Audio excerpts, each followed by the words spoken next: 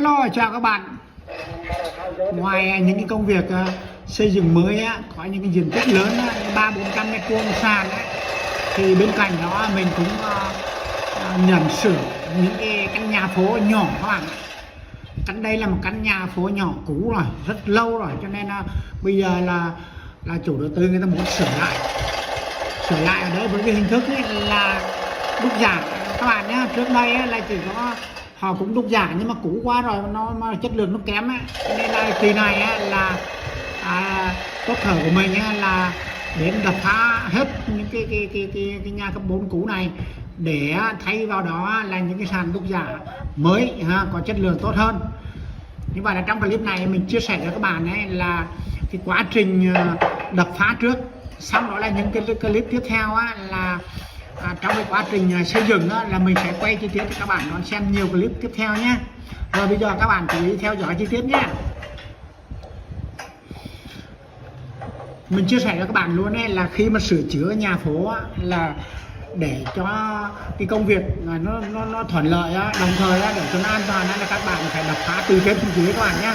Ở đây anh em người ta đang phá dỡ là cái phần tường và cái phần ban công ở phía trước ấy là hiện nay đã đập hết rồi, còn trơ lại những cái khung sắt ấy, là anh em phải cắt để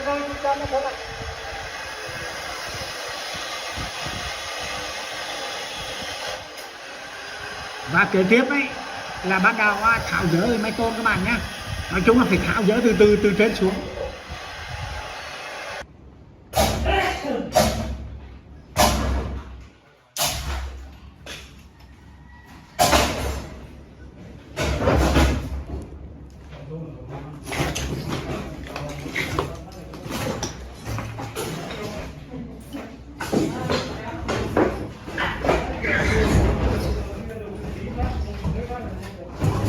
Nhà này hiện tại là đang rất là thấp, chiều cao từ bắt đầu dưới sàn này nè lên tới trên này chỉ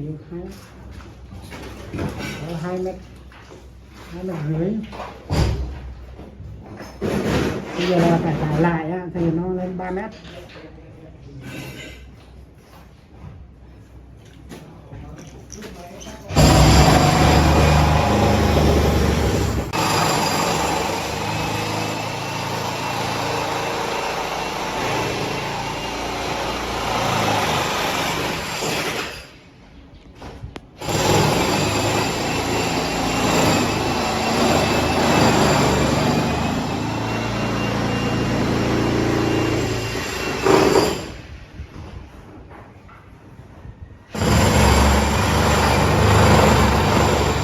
Cào đập phá cho nên là phải có cái lưới an toàn như thế này mọi người nhé, phải có này từ trên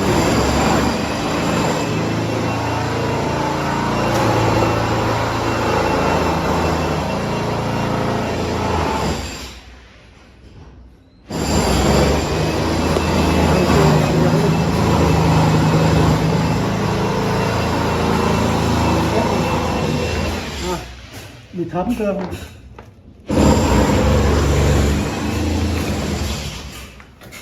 Tường.